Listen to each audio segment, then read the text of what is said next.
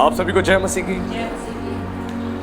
आज का जो संदेश हम सुनने जा रहे हैं वो बहुत इंपॉर्टेंट है हर एक उस क्रिश्चियन के लिए जो परमेश्वर में आगे बढ़ना चाहता है, जो स्वर्ग जाना चाहता है, जो उद्धार प्राप्त करना चाहता है। क्योंकि मसीहत में केवल दो ही संस्कार माने जाते हैं। मसीहत में दो ही संस्कार माने जाते हैं। पहला संस्कार है बपतिस्मा और दूसरा है प्रभु भोज। दो ही संस्कार हैं जो मसीहत में माने जाते हैं। पहला है बपतिस्मा और दूसरा है प्रभु भोज। तो आज का संदेश जो है वो बपतिस्मा के ऊपर हम लोग सुनने जा रहे हैं कि बपतिस्मा क्या सबको लेना जरूरी है। बपतिस्मा क्या चमत्कारी शक्ति है बपतिस्मा में। क्या बपतिस्मा लेने के बाद सचमुच हमारा उद्धार हो सकता है या नहीं। और बाइबल का वचन और परमेश्वर की शिक्षा इस विषय में क्या सिखाती है उसके बारे में आप लोग आज जानने जा रहे हैं। तो आज इस वचन की जो है आज के प्रचार की बुनियाद हम एक वचन से डालेंगे। उसके लिए खोलेंगे मत्ती रचित सुसमाचार अध्याय 28, उसके पद हम लोग पढ़ेंगे 19 से। इसलिए तुम जाओ, सब जातियों के लोगों को चेला बनाओ और उन्हें पिता और पुत्र और पवित्र आत्मा के नाम से बपतिस्मा दो और उन्हें सब बातें जो मैंने तुम्हें आज्ञा दी है मानना सिखाओ। और देखो, मैं जगत के अंत तक सदा तुम्हारे संग हूँ। Hallelujah, hallelujah, praise the Lord. प्रभु यीशु मसीह ने जाते जाते, जब वो स्वर्ग उठा लिए जा रहे थे, जाते जाते उन्होंने बड़ी ही सख्ताई के साथ अपने चेलों को यह दिशा निर्देश दिया, यह आज्ञा उनको दी कि तुम जाओ सारी जातियों में जाओ और जाके सबको क्या सुनाओ, सबको सुसमाचार सुनाओ और सबको मेरा चेला बनाओ और मेरी आज्ञा मानना सिखाओ और उन्हें पिता, पुत्र और पवित्र आत्मा के नाम से बपतिस्मा दो। यह प्रभु यीशु मसीह ने एक बहुत महत्वपूर्ण बात बोली और प्रभु यीशु मसीह ने जोर दे के अपने चेलों को यह बात बोली। प्रभु यीशु मसीह चाहते तो कोई दूसरी बात कह के चले जाते, लेकिन प्रभु यीशु मसीह ने अपने चेलों को इस विषय में गंभीरता से क्यों बोला, क्योंकि इसके पीछे एक बहुत महान रहस्य है जिसके बारे में आज आप लोग जानने जा रहे हैं। और बहुतों को लगता है कि बपतिस्मा का जो है इन्वेंशन जो है वो क्रिश्चियंस ने किया है, मसीहों ने किया है और इसकी शुरुआत जो है नए नियम से ही हुई है, लेकिन ऐसा नहीं है। इसकी जड़ें जो हैं वो प्राचीन काल से ही हैं, प्राचीन काल से हैं। यहूदियों के समय से ही बपतिस्मा एक बहुत इंपॉर्टेंट एक विधि और बहुत इंपॉर्टेंट एक रस्म मानी जाती है यहूदियों में। अगर यहूदी इतिहास आप पढ़ते हैं तो यहूदी इतिहास के अंदर बपतिस्मा बहुत इंपॉर्टेंट है, बहुत ज़्यादा इंपॉर्टेंट है। ये नहीं कि केवल क्रिश्चियंस को न्यू टेस्टमेंट में ही इस विषय में कहा गया है। अगर ऐसा होता तो यूहन्ना बपतिस्मा देने वाले ने जब बपतिस्मा देना शुरू किया तो लोगों ने क्यों नहीं बोला, फरीसियों ने क्यों नहीं बोला, ये तू क्या कर रहा है, ये कौन सी नई रीति तूने शुरू कर दी है, तू कौन सा नया काम कर रहा है। उन लोगों ने क्यों ऐसा नहीं कहा? क्यों वो सारे लोग यूहन्ना बपतिस्मा देने वाले की जब प्रचार को सुनते थे तो बपतिस्मा लेने आया करते थे? क्यों? क्योंकि वो लोग जानते हैं, यहूदियों को ये कॉन्सेप्ट क्लियर था। यहूदियों के मस्तिष्क में ये कॉन्सेप्ट जो था बैप्टिज्म का एक क्लियर था, क्योंकि यहूदी जानते हैं, क्योंकि यहूदी इतिहास यदि आप पढ़ते हैं तो 3500 सालों से यहूदियों में बपतिस्मा बहुत इंपॉर्टेंट रस्म है। एक यहूदी बनने के लिए बपतिस्मा बहुत इंपॉर्टेंट रस्म है जिसके बारे में आज हर एक व्यक्ति को जानना बहुत जरूरी है। और बपतिस्मा जो शब्द है वो ग्रीक भाषा से बना है जिसको बैप्टिजो कहते हैं। बैप्टिजो शब्द से बपतिस्मा शब्द निकला है जिसका अर्थ होता है डुबकी लगाना या डुबोना। यह बपतिस्मा शब्द का अर्थ है। और इसके बारे में और जानकारी आप समझ लेंगे तो यहूदी जो ज्ञानी पुरुष है वो कहते हैं कि बपतिस्मा का मतलब होता है नया जीवन प्राप्त करना, नया जीवन प्राप्त करना या नया जन्म लेना। यह बपतिस्मा के बारे में कहा जाता है। इस चीज को समझना आपको बहुत जरूरी है। और साथ में जो है यहूदी इतिहास को जब पढ़ेंगे तो वहां पर आपको बैप्टिज्म के बारे में बहुत सारी बातें पता लगेंगी। प्रभु यीशु मसीह ने जब इस विषय में कहा तो ये कोई साधारण बात नहीं है, क्योंकि इसके बारे में यदि हम पढ़ते हैं तो यूहन्ना बपतिस्मा देने वाले के बाद जब यीशु मसीह आए बपतिस्मा लेने के लिए तो तो यूहन्ना ने क्या बोला कि प्रभु कि ये अवश्य है कि मैं तेरे हाथ से बपतिस्मा लूं, मुझे तेरे हाथ से बपतिस्मा लेने की आवश्यकता है, लेकिन तू मेरे हाथ से लेने आया है। तो प्रभु ने क्या बात बोली कि सारी धार्मिकता इसी रीति से पूरी करनी है। प्रभु यीशु मसीह ने वहां पर अपने आप को छोटा किया, क्योंकि स्वर्ग से परमेश्वर की ओर से ही यूहन्ना बपतिस्मा देने वाले को बैप्टिज्म देने का यह अधिकार दिया गया था, वो रिस्पॉन्सिबिलिटी दी गई थी। इसीलिए प्रभु यीशु मसीह ने आके बपतिस्मा लिया, क्योंकि ये एक प्यूरिफिकेशन का एक प्रोसेस है, शुद्धिकरण का एक प्रोसेस है, जो हर एक मसीह को, हर एक क्रिश्चियन को बपतिस्मा लेना जरूरी है। और यीशु मसीह यहूदी है, यीशु मसीह ने यहूदियों में जन्म लिया और यीशु मसीह ने इसीलिए यहूदी परंपराओं का पालन किया। जितनी आज्ञाएं थी, व्यवस्था की सारी आज्ञाओं का पालन किया यीशु ने। इसीलिए वो यूहन्ना के पास जब बपतिस्मा लेने के लिए आया, तो यूहन्ना के सवाल के बाद यीशु ने यही उत्तर दिया कि हमें सारी धार्मिकता को इसी रीति से पूरी करना है। क्यों? क्योंकि परमेश्वर की ओर से यह विधि बनाई गई थी और परमेश्वर की ओर से ही यह अधिकार दिया गया था कि बपतिस्मा यूहन्ना के द्वारा दिया जाना जरूरी है यीशु मसीह को। हालेलुया। और प्रभु यीशु मसीह ने सारे वो काम किए जो उसने हमें करना सिखाया।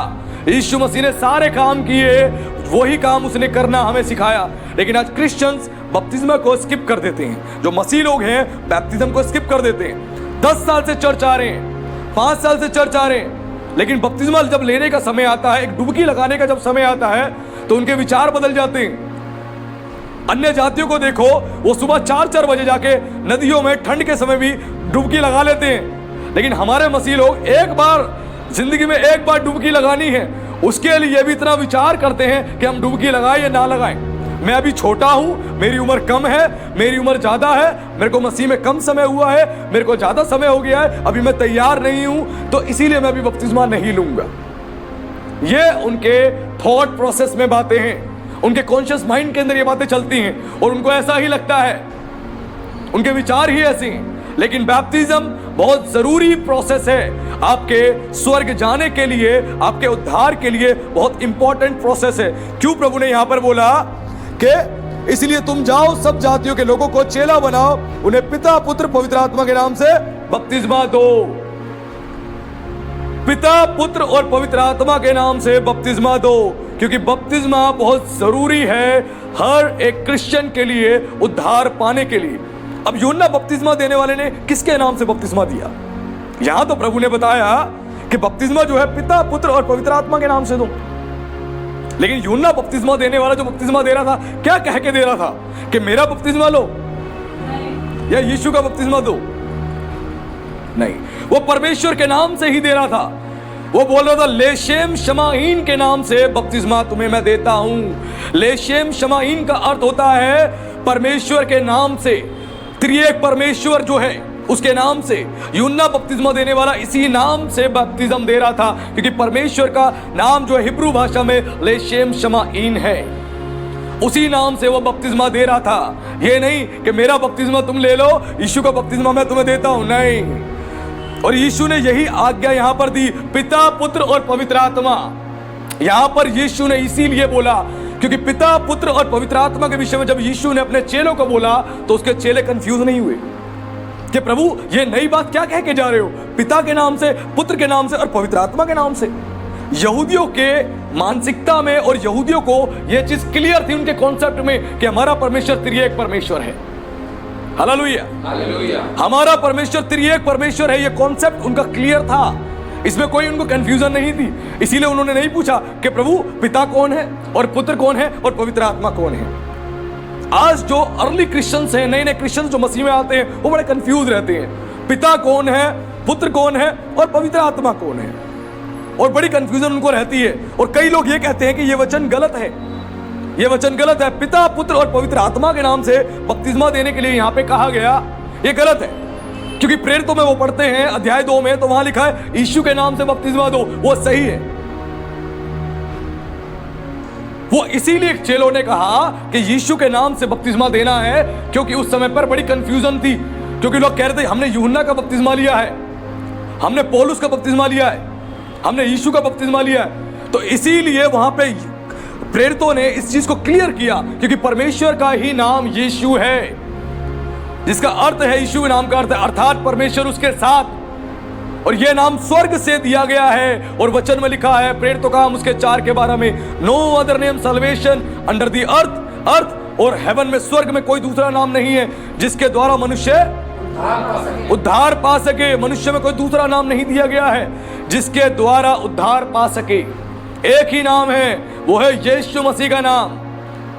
इसीलिए जब पिता, पुत्र और पवित्र आत्मा के नाम से बपतिस्मा दिया जाता है तो उसका अर्थ है कि परमेश्वर के नाम से ही दिया जा रहा है, क्योंकि परमेश्वर हमारा त्रिएक परमेश्वर है। और इस चीज को समझना बहुत जरूरी है, क्योंकि यहूदियों के इतिहास को जब आप पढ़ोगे, यहूदी कल्चर को आप पढ़ोगे, यहूदी ट्रेडिशन को आप पढ़ोगे, तो एक यहूदी बनने के लिए 3 चीजें बड़ी इंपॉर्टेंट है। 3 चीजें बड़ी इंपॉर्टेंट हुआ करती थी जो आज भी है। पहला है खतना, दूसरा है बपतिस्मा और तीसरा है बलिदान। यहूदी इतिहास को जब आप पढ़ते हो, यहूदियों की जो पवित्र ग्रंथ है उनका तालमुद जब आप उसको पढ़ते हो तो उसमें ये चीजें आपको मिल जाएंगी। और यहूदी इतिहास जब आप पढ़ते हो आपको क्लियर ये सारी बातें पता लग जाएंगी। यहूदी बनने के लिए 3 चीजें बड़ी इंपॉर्टेंट थी, पहला खतना, दूसरा बपतिस्मा और तीसरा बलिदान। ये तीनों चीजें बहुत जरूरी थी, तभी एक यहूदी बना करता था। और अगर कोई गैर व्यक्ति यहूदी धर्म में जब शामिल होता था तो उसको डायरेक्ट यहूदी नहीं कहते थे।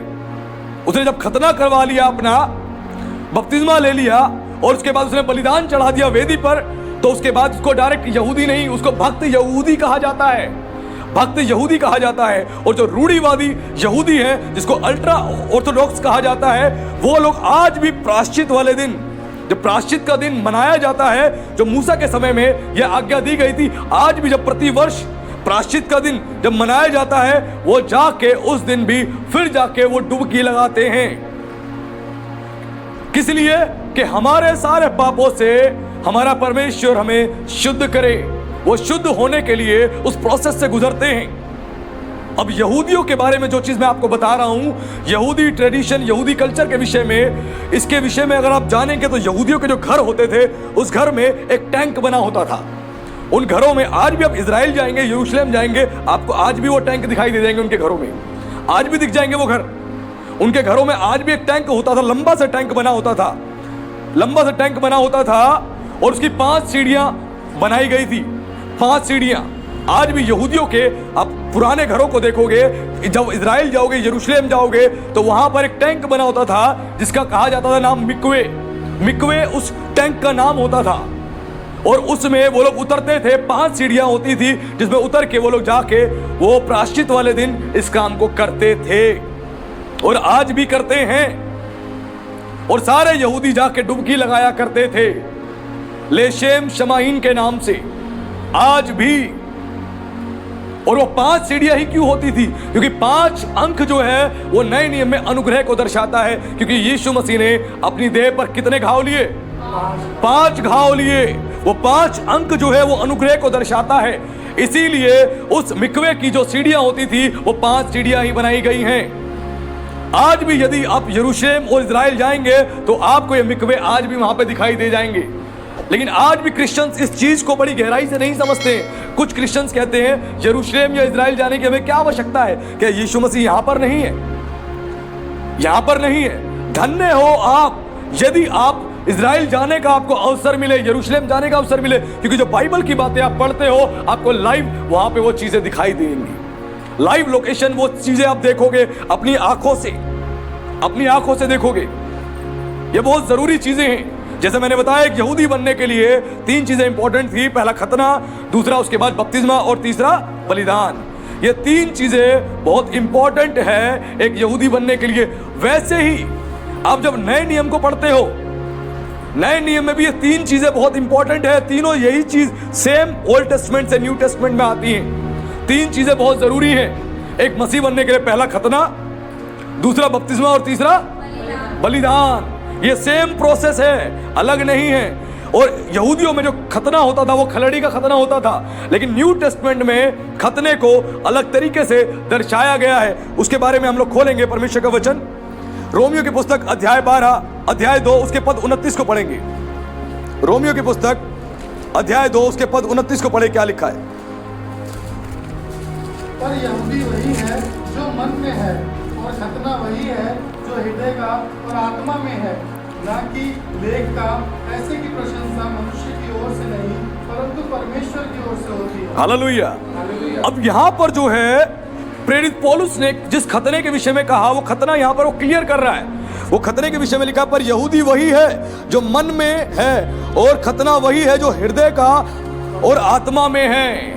यानी आपके हृदय का खतना होना जरूरी है। एक मसीह बनने के लिए 3 प्रोसेस बताए गए हैं। पहला खतना, दूसरा बपतिस्मा और तीसरा बलिदान।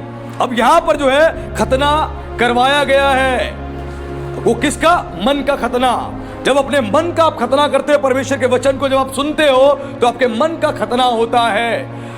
वही विधि को, उसी रस्म को जो यहूदी लोग माना करते थे, वही चीज सेम आपको न्यू टेस्टमेंट में मिल रही है। अब खतना आपको खलड़ी का करवाने की आवश्यकता नहीं है। चाहे कोई यहूदी है, चाहे कोई यूनानी है, चाहे कोई लितीनी है, या किसी भी कम्युनिटी का है, कास्ट का है, जब वो यीशु मसीह पर विश्वास करता है तो उसको अपने मन का खतना करने की आवश्यकता है। मन का खतना करने की आवश्यकता है। इसका अर्थ है मन से प्रभु पर विश्वास करना है। मन से प्रभु पर विश्वास करना है कि यीशु मसीह ही परमेश्वर का पुत्र है और उसने मेरे लिए बलिदान दिया है, और वो ही मेरा उद्धार कर सकता है, उसको छोड़ कोई ईश्वर नहीं है। यह मन से विश्वास करना है, और मन का खतना करना है, बुरी बातों से अलग होना है। क्योंकि प्रभु यीशु मसीह ने भी आते ही मन के खतने के विषय में प्रचार किया, और प्रभु ने बोला मन फिराओ क्योंकि स्वर्ग का राज निकट है। जब तक आपके मन का खतना नहीं होगा, आप स्वर्ग नहीं जाओगे। क्योंकि जब न्यू टेस्टमेंट को आप पढ़ते हो, जब इसकी ट्रांसलेशन हुई तो ट्रांसलेशन में एरर है, ट्रांसलेशन में थोड़ी सी गड़बड़ियां हैं, जिसके कारण से कई सारी चीजें ऐसी हैं जो डायरेक्टली हम ओल्ड टेस्टमेंट की जब पढ़ते हैं न्यू टेस्टमेंट में, वो हमें क्लियर नहीं हो पाती, हमें कंफ्यूजन होती हैं। क्योंकि जब न्यू टेस्टमेंट को इसका ट्रांसलेट किया गया तो उस समय पर जो भी डिनोमिनेशंस थे, उन्होंने अपने ही समझ से, अपने ही हिसाब से काफी चीजों को अपने ही बातों के हिसाब से उन्होंने ट्रांसलेट कर दिया। इसीलिए यहां पे प्रभु ने आते ही पहला प्रचार किया, और यही प्रचार यूहन्ना बपतिस्मा देने वाला कर रहा था। मन फिराओ स्वर्ग का राज निकट है। यानी अपने मन का खतना करो, मन का खतना करो। वही चीज यहां पर बोली गई। मन का खतना वही है जो मन से विश्वास करता है यीशु मसीह पर, अपनी आत्मा से विश्वास करता है और अपने मन को पाप से फिराता है।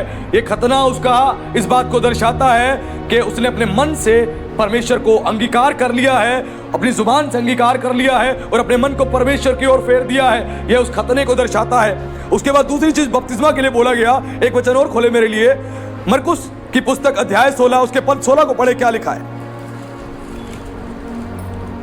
जो विश्वास करे और बपतिस्मा ले उसी का उद्धार होगा, परंतु जो विश्वास न करेगा वह दोषी ठहराया जाएगा। हालेलुया। हालेलुया। लिखा है वचन में, जो विश्वास करे और बपतिस्मा ले उसी का उद्धार होगा, परंतु जो विश्वास ना करेगा वह दोषी ठहराया जाएगा।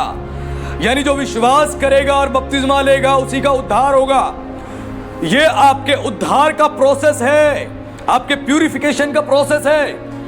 जब तक आप विश्वास नहीं करोगे और बपतिस्मा नहीं लोगे, आपका उद्धार नहीं होगा। अगर कोई क्रिश्चियन विश्वास करता है, 10 सालों से चर्च में आ रहा है और बपतिस्मा नहीं लिया है, उसका उद्धार नहीं होगा। उसका उद्धार नहीं होगा, क्योंकि उद्धार के प्रोसेस को उसने पूरा नहीं किया है। उद्धार के प्रोसेस को पूरा नहीं किया है। यहां साफ लिखा है, जो विश्वास करे, किस पर? प्रभु पर विश्वास करे। प्रभु पर विश्वास करे कि यीशु मसीह ही परमेश्वर का पुत्र है और उसने मेरे लिए बलिदान दिया है, उस पर विश्वास करे और बपतिस्मा पर विश्वास करे। लिखा है बपतिस्मा ले उसी का उद्धार होगा, और जो बपतिस्मा लेगा उसी का उद्धार होगा। बैप्टिज्म यदि आप स्किप कर रहे हो तो आपका उद्धार का प्रोसेस अधूरा है, अधूरा है। उद्धार का प्रोसेस आपका अधूरा है।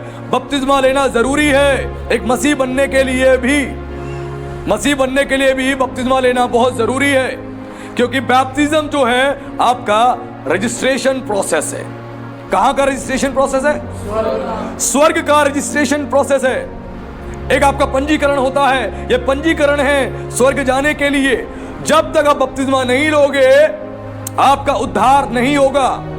क्योंकि लिखा है वचन में, प्रभु यीशु मसीह की एक किताब है जिसको कहा जाता है मेमने की पुस्तक। वो मेमने की जो पुस्तक है, उस पुस्तक में जिसका नाम लिखा होगा वही स्वर्ग में प्रवेश करेगा, और जिसका नाम नहीं लिखा होगा वो स्वर्ग में प्रवेश नहीं करेगा। इसीलिए जब आप बपतिस्मा लेते हो, वो जीवन की पुस्तक जो है प्रभु यीशु मसीह की, वहां पे आपके नाम भी लिखे जाते हैं, आपके नाम का रजिस्ट्रेशन हो जाता है।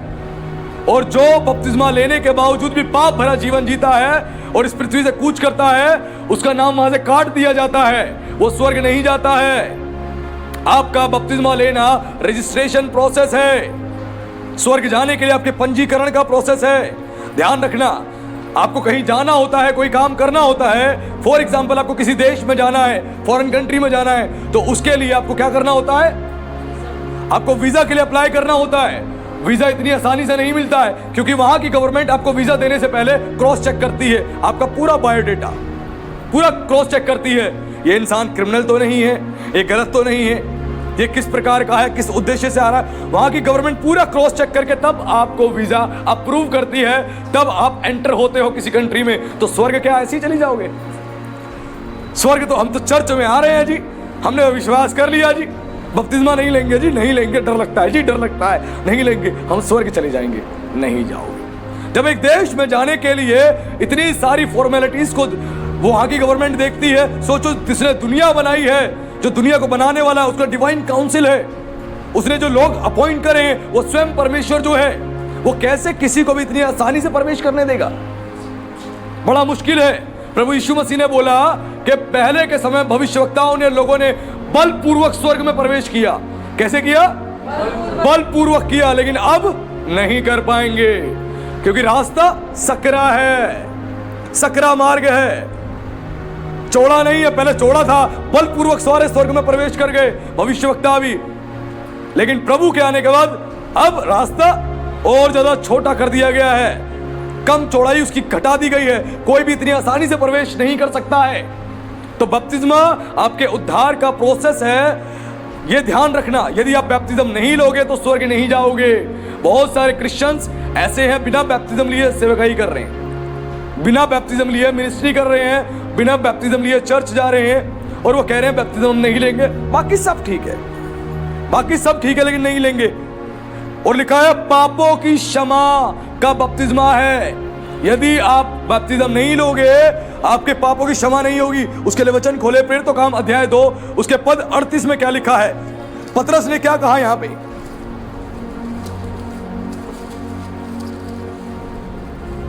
प्रेरितों तो काम अध्याय 2 उसके पद 38 को पढ़े।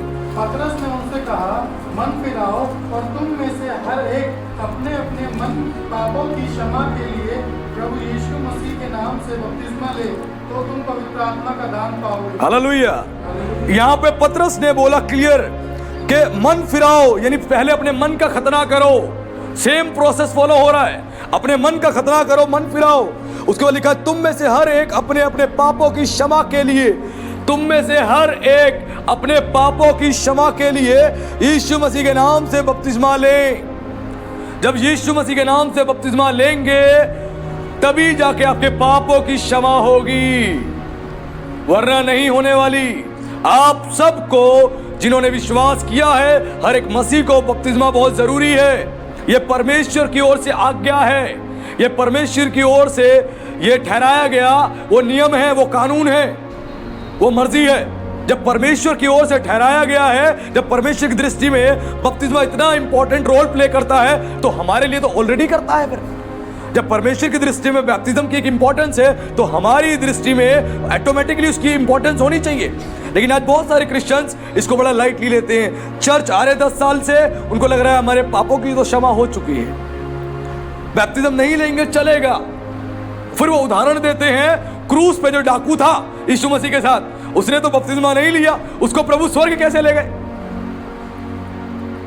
वो सिचुएशन क्या थी वो समझो। वो सिचुएशन क्या थी? वो मरने की कगार पे था, वो उतर के नीचे नहीं आ सकता था बपतिस्मा लेने के लिए। उसने अपने मन का खतना किया, और जब मन का खतना किया और यीशु से निवेदन करी अपने राज्य में जाने के लिए कि मुझे भी अपने राज्य में लेके जाना प्रभु, मेरी भी सुधि लेना, तो उसने प्रभु यीशु मसीह पर विश्वास करने के साथ साथ उसने उस बैप्टिज्म के प्रोसेस को भी पूरा कर लिया। वही उसके लिए बैप्टिज्म था। उसको पानी में आके उतरने की आवश्यकता नहीं थी कि पानी में आएगा और बपतिस्मा लेगा और जाएगा। यह चीज समझने की आवश्यकता है। और यहूदियों में बपतिस्मा है एक इंपॉर्टेंट रोल प्ले करता है और इसकी जड़ें मैंने बताया प्राचीन काल से हैं। और यहूदियों में एक बपतिस्मा का एक आयाम माना जाता है, एक ऊंचा आयाम, एक उच्च लेवल माना जाता है। यदि किसी ने यरदन नदी में बपतिस्मा लिया तो यहूदियों में एक उत्तम आयाम माना जाता है उसने यदि यरदन नदी में बपतिस्मा लिया तो, क्योंकि उनका मानना है जो अदन की वाटिका से जो चार दिशाओं में नदियां निकली थी, आज भी उसका पानी जो है यरदन नदी में आता है, ये उनका मानना है। और यरदन नदी ही ब्लेस्ड है, ये उनका मानना है। और यरदन नदी को भी परमेश्वर ने बाइबल में इसको ब्लेस्ड बताया है, क्योंकि यदि आप देखेंगे जब परमेश्वर ने इजराइलियों को कनान देश में प्रवेश करवाया तो यरदन में डुबकी लगा के परमेश्वर लेके गया, यरदन से उनको निकाल कर लेकर गया। और नमान कोड़ी जो कोड़ से भरा हुआ था उसको भी परमेश्वर ने बोला यरदन नदी में ही जा और डुबकी लगा। कोई दूसरी नदी नहीं बोली, यरदन नदी में जा और जाके वहां पे डुबकी लगा। उसने डुबकी लगाई और वो चंगा हो गया कोड़ से। हालेलुया। यूहन्ना बपतिस्मा देने वाले ने भी यरदन नदी में ही बपतिस्मा देना शुरू कर दिया। कोई दूसरी नदी नहीं पकड़ी, चलो मैं कहीं दूसरी नदी में चलता हूं, नहीं। यीशु मसीह ने कहीं और बपतिस्मा नहीं लिया, यरदन नदी में ही लिया। एक्चुअल में ब्लेसिंग्स है, एक्चुअल में ब्लेसिंग्स है, क्योंकि परमेश्वर ने अगर इन चीजों को रखा है तो इन चीजों की कुछ वैल्यूज हैं। आज भी इजराइल को परमेश्वर का महाराजा का नगर कहा जाता है। वो परमेश्वर का नगर है, महाराजा का। वो एक पवित्र भूमि है इजराइलियों के लिए, मसीहों के लिए, यहूदियों के लिए। और यरदन नदी में बपतिस्मा यदि आपने लिया है, एक अद्भुत आप उसको पर एक्सपीरियंस को महसूस करोगे, अनुभव को लोगे। लेकिन यह बहुत कम लोगों को यह सौभाग्य प्राप्त होता है। लेकिन कई जगहों पे क्या देखने में आता है, बपतिस्मा कैसे दिया जाता है, लिया लोगों को और नल चालू कर दिया और ऊपर से पानी बहा दिया और बोला तुम्हें पिता, पुत्र और पवित्र आत्मा के नाम से बपतिस्मा दे रहे। नहीं, क्योंकि बपतिस्मा के शब्द जो ग्रीक भाषा का शब्द है उसका अर्थ है बैप्टिजो। बैप्टिजो का मतलब है डुबकी लगाना, यानी ऊपर से छिड़कना नहीं, नल चालू नहीं करना, पानी में डुबकी लगाना। जब आप डुबकी लगाते हो तो आपका बपतिस्मा का प्रोसेस पूरा होता है, क्योंकि नया नियम बताता है जब आप बपतिस्मा लेते हो, जब आप पानी में जाते हो तो यीशु मसीह के साथ मारे गए और गाड़े गए, और जब आप बाहर आते हो तो उसके साथ आप जिंदा हो चुके हो, आप नए बन चुके हो। हालेलुया। इस चीज को समझना बहुत इंपॉर्टेंट है। उसके बाद लास्ट चीज जो बताई गई, जैसे मैंने बोला यहूदियों के लिए 3 चीज इंपॉर्टेंट थी यहूदी बनने के लिए। पहला खतना, दूसरा बपतिस्मा और तीसरा बलिदान। वैसे मसीहियों के लिए 3 चीज बड़ी इंपॉर्टेंट है। क्या? पहला खतना, दूसरा बपतिस्मा और तीसरा बलिदान। अब बलिदान के विषय में हम लोग जानेंगे। खोलेंगे इब्रानियों की पुस्तक अध्याय 9 उसके पद 22 को पढ़ेंगे। क्या लिखा है? अध्याय 9 उसके पद 22 को पढ़ेंगे। सच तो यह है कि व्यवस्था के अनुसार प्राय सब वस्तुएं लहू के द्वारा शुद्ध की जाती है और बिना लहू बहाए पापों की क्षमा नहीं। हालेलुया।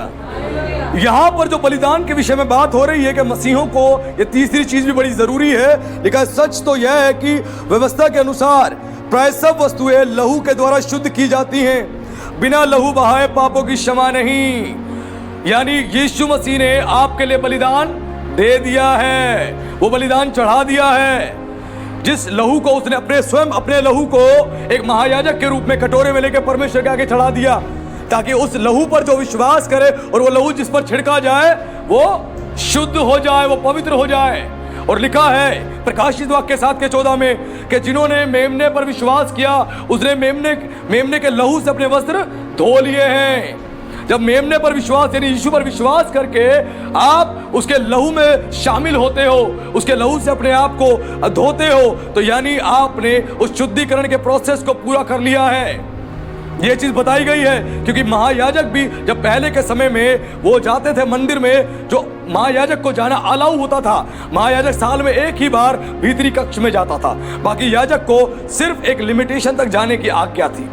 उसके आगे वो नहीं जा सकता था, जिसको महापवित्र स्थान कहा जाता है। और वहां पे जब जाते थे यानी साल में, तो मेमने का लहू लेके जाते थे और उसके बाद प्रार्थना करते थे अपने लोगों के लिए, अपने लोगों के पापों की क्षमा के लिए।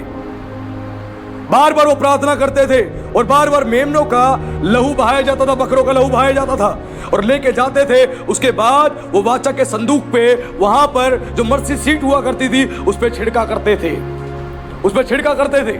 और छिड़कने का अर्थ ये नहीं कि लेके उंगलियों में ऐसे छिड़का करते थे, नहीं।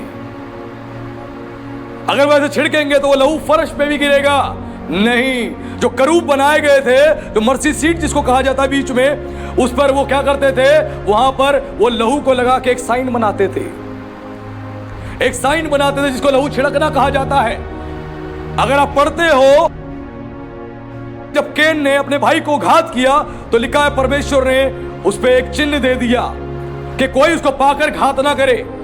केन पे कौन सा चिन्ह लगाया गया, कौन सी छाप लगाएगी, कौन सा मार्क लगाया गया, इसको पढ़ेंगे तो पता लगता है आपको।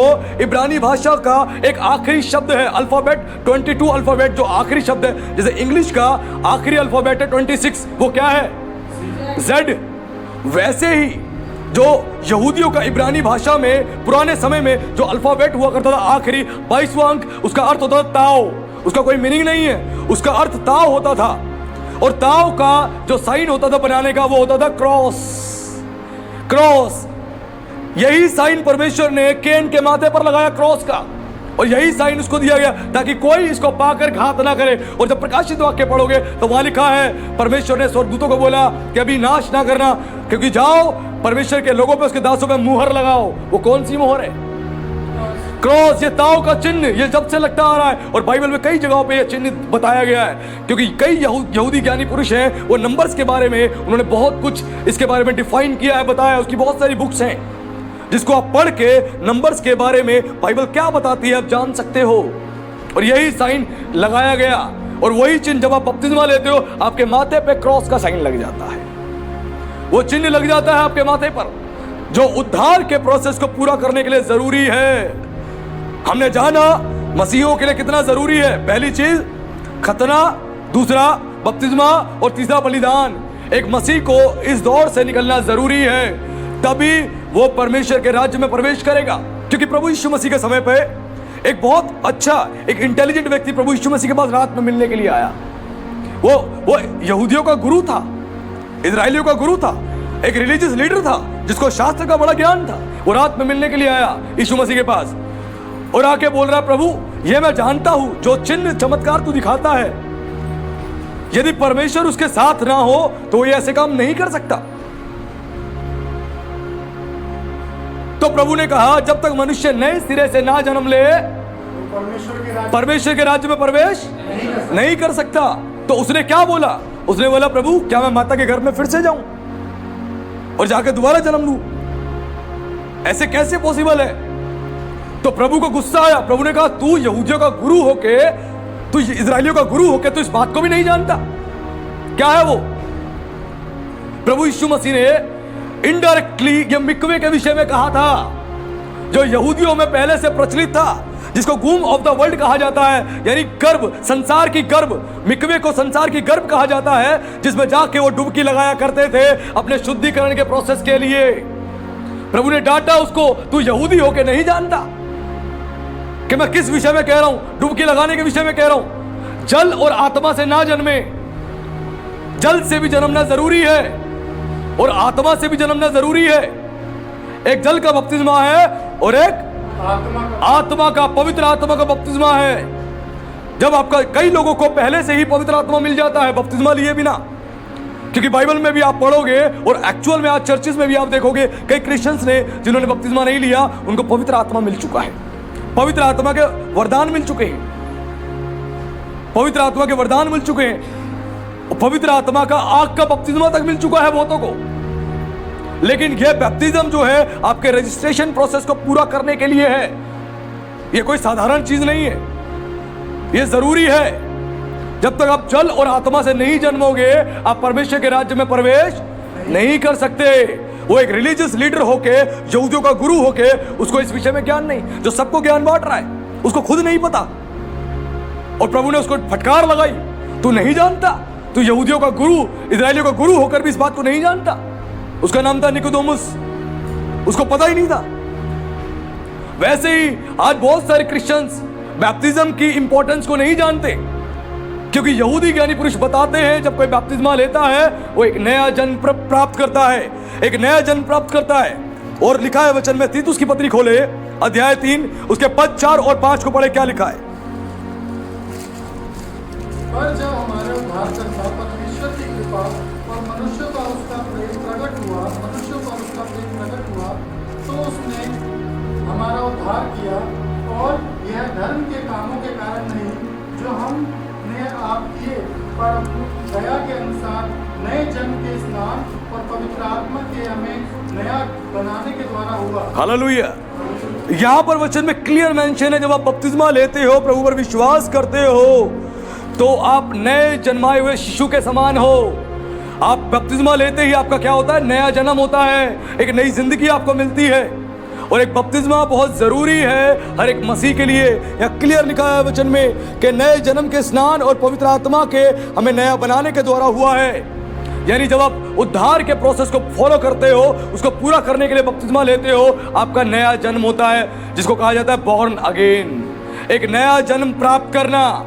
बपतिस्मा लेने से आपका नया जन्म होता है मसीहत में, आपने नया जन्म प्राप्त कर लिया है। और इसको यहाँ पर जो है बताया जा रहा है कि वो क्या है? नए जन्माए हुए शिशु के समान है। ये चीज बोली गई है वचन में। और उसके बाद प्रेरित पौलुस इसीलिए कहता है रोमियो उसके 12 में कि तुम इस संसार के सदृश ना बनो, तुम्हारे मन के नए हो जाने से। ये मन के नए हो जाने से अर्थ है तुम्हारे खतना करवाने से। मन का जब तुमने खतना करवा लिया, अब खलड़ी का खतना करवाने की आवश्यकता नहीं है। मन का खतना करवाने से, यानी मन को फिराने से, प्रभु पर विश्वास करने से, उसके वचन पर विश्वास करने से जो तुमने प्राप्त किया है, अब तुम्हारा चाल चलन भी बदलता जाए। किसके तुल्य ना हो? संसार के तुल्य ना हो। जो तुम पहले करा करते थे, गाली देते थे, मारते थे, पीटते थे, जुआ खेलते थे, नफरत करते थे, नशा करते थे, अब उस तरह नहीं होना चाहिए।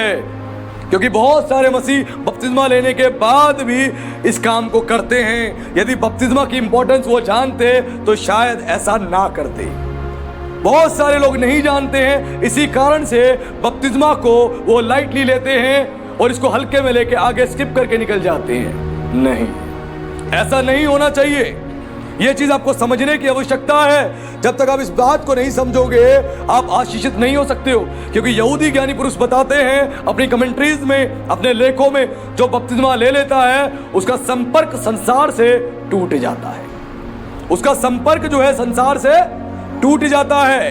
जैसे पहले के समय में लैंडलाइन फोन हुआ करता था, जब आप बात करा करते थे, यदि तार कहीं से टूट गया तो आप हेलो हेलो हेलो हेलो करते रह जाते थे, बात नहीं होती थी, संपर्क टूट गया। मोबाइल फोन आपके पास है, अब किसी ऐसी जगह पे हो जहां पे नेटवर्क नहीं आ रहे, बात करते करते नेटवर्क उड़ गए, संपर्क टूट गया। वैसे जब बपतिस्मा लेते हो आपका संपर्क संसार से टूट जाता है। और वो बताते हैं जब आप बपतिस्मा लेते हो तो संसार की सारी असफलताएं जो आपको आके घेरती हैं, उनसे भी आपका संपर्क टूट जाता है। संसार की असफलता आपको प्रेशर नहीं कर सकती, आपको गिरा नहीं सकती, आपके पर हावी नहीं हो सकती। आप सफल सफल और सफल होते जाएंगे यदि परमेश्वर की इच्छा से चलेंगे। बपतिस्मा के बाद आप सक्सेस होते हो, आप सक्सेसफुल आगे बढ़ते हो। क्योंकि बपतिस्मा जो है संसार की सारी असफलताओं से आपको जुदा कर देता है। कितने लोगों ने बपतिस्मा नहीं लिया, आज भी असफल है, आज भी असफल है वो लोग, सफलता उनके जीवन में है ही नहीं। और जितनों ने बपतिस्म लिया वो बपतिस्म की इंपॉर्टेंस नहीं जानते, इसीलिए वो आज भी असफल है। जो इसकी इंपॉर्टेंस जानता है वो सफल होगा, परमेश्वर को ब्लेस करेगा, स्पिरिचुअल लाइफ में भी ब्लेस करेगा, उसको परमेश्वर उसके बिजनेस में भी आशीष देगा, उसकी फैमिली में भी आशीष देगा, उसको मिनिस्ट्री के लिए भी आशीष देगा। वो तब जब आप इस चीज को जानोगे तो आपके माथे पे मुहर लगनी जरूरी है, छाप लगनी जरूरी है। जब तक नहीं लगेगी आप आशीषित नहीं हो सकते। और ये उद्धार के प्रोसेस के लिए बपतिस्मा बहुत इंपॉर्टेंट है, जिसके विषय में आज हमने जाना। खतना, बपतिस्मा और बलिदान, सेम प्रोसेस यहूदी बनने के लिए था, वही सेम प्रोसेस आपका मसीह बनने के लिए नए नियम में बताया गया है। मन का खतना करना है आपको, आपने बपतिस्मा लेना है और आपने विश्वास करना है यीशु मसीह के बलिदान पे जो उसने आपके लिए चढ़ाया है। जब आप इस काम को करते हो तो संसार की सारी असफलताओं से आपको छुटकारा मिल जाता है। कोई बीमारी आपके ऊपर कब्जा नहीं ले सकती, कोई परेशानी कब्जा नहीं ले सकती। यदि बैप्टिज्म की इंपॉर्टेंस को आप जानोगे तो बहुत से लोग नहीं जानते हैं, प्रभु भोज की इंपॉर्टेंस को भी नहीं जानते हैं।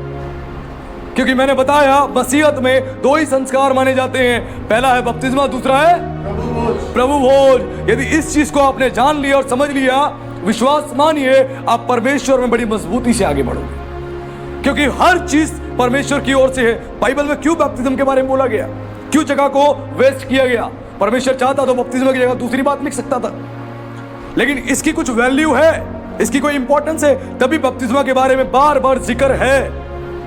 और यीशु मसीह ने भी बपतिस्मा लिया यूहन्ना के द्वारा, और यूहन्ना बपतिस्मा दे रहा था।